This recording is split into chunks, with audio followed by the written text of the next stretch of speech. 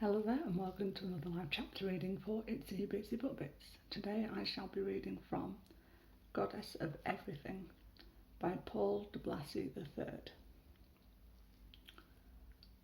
Prologue. Howling night winds beneath a pale full moon whipped up the dust devils that danced between the gravestones in the 400-year-old cemetery of Inferno, an arid and desolate realm of haunted nights and lost souls. Infierno lay in the desert region of Aztlan del Norte, bordering the Rio Grande River, a place where generations of mixed bloods, mestizos of native, Mexican and distant European bloodlines lived. Vicious winds curled brown and grey dust into weird forms. They looked like taunting ghosts, their bony fingers stretching out as claws picking the skin of still living souls. Grit and sharp pieces of sandstone twisted through the night like poison-tipped cactus needles, set on a path of targeted violence. 5-year-old Gabriél de LaTierra, a slight and sickly boy, clutched his mother's hand. He did not like the cemetery. His mother made him come with her when she brought flowers to the graves of old friends. She had so many friends who had died, here one day and the next swept away by the dark powers of death. Gabriel's father was dead. His father had loved him and he had loved his father. His heart stopped when his father died. Gabriél did not want to live without his father. He looked into the open grave, the coffin on the dusty ground beside it, and a shudder coursed up his spine. His teeth chattered and his head quivered with a quick chill. He tried to step back from the edge of the grave. It was deep and dark. He couldn't see the bottom. His mother yanked him back to the grave's edge and held him in place with her steel grip on his shoulder. His chin jerked downward. He was forced to peer into the black. Grains of sand crumbled along the edges of the grave. Gabriél feared falling into the open pit. He did not move. His mother pulled him back from the edge and into her cold, hard body. 6 women dressed in black like his mother let out cries and howls. Mantillas, delicately crafted black lace, were draped over their heads and foreheads. The stubbly black wool that covered their bodies was like the closely cropped fur of a coyote. They were his mother's friends. The winds grew worse and the priest's black cape flapped furiously. It looked like the outspread wings of a bat. Above the wind's roar, the priest shouted Latin prayers for the dead. The old language scared Gabriél, for it seemed like the echoes of a million voices of dead people chanting. Hairs on the back of Gabriél's neck stood on end. A flush of fear tingled up his spine. His mother told her friends that since birth Gabriél had sensed things, presences, but others couldn't see them. Mother saw them and she raised her index finger with its sharpened red nail to her lips and shushed the little boy when he spoke of them as he lay covered in blankets in his bed at home on cold autumn nights. The old Latin language echoed through the mesa. It brought a terrible feeling. Grey clouds turned black. The priest shouted loud and like a whipping wind, his face redder than autumn chills.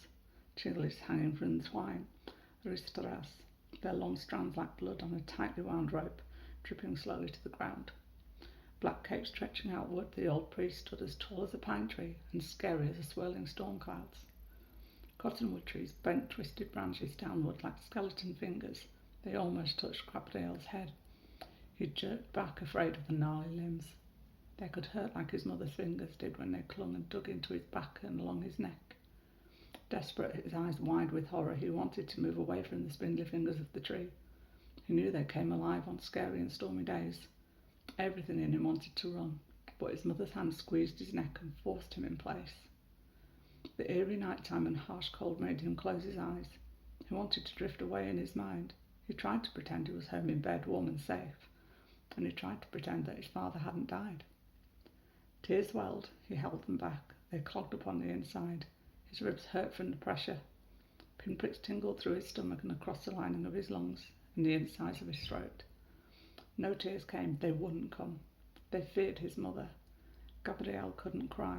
He needed to be alone to cry. He needed to be at home, quiet in his bedroom, wrapped under the warm covers of his bed. The air quivered, wrinkled with waves moving up and down, twirling inside then out. Dull light shimmered and took form. His father with his big chest and warm arms appeared. Gabriél stayed still. No one else could see his father. This was a strange time. Gabriél knew his father loved him, and seeing him like the morning sun melting frost from pine tips. Juana, Gabriél's mother, squeezed his hand. His knuckles cracked, but he did not cry. He became like steel. Eyes glinting red, she returned and looked at Gabriél. All thoughts of his father fled from his mind. Mother was scarier than the mighty wind and the whirling dust and howling women and the chanting priest. She made him push thoughts of his father far away. He was never to think of his father. Only Mother's thoughts were to stay in his mind. I love you, mijo. You are mine, my son. She placed her thoughts into his mind as delicately as a silk thread through the tiniest of needles. She put her thoughts into his mind. She wrapped Gabriél into her black woolen dress with its coarse fabric that scratched his face, its tangled layers and woolen folds making him gasp for breath. 3 days earlier, the doctor said his father Ernesto had lost the will to live. Gabriél watched colour and life fade from his father's face, bronze to white and pale, then ashen. His father withered away. Gabriél wanted to remember his strong and kind father. In a secret place in his mind, he would remember his strong and good father, and no one would take the memory. Mother squeezed his hand again, harder. Bony hands and red eyes made the memory fade. Gabriél's mind went blank. He made it blank.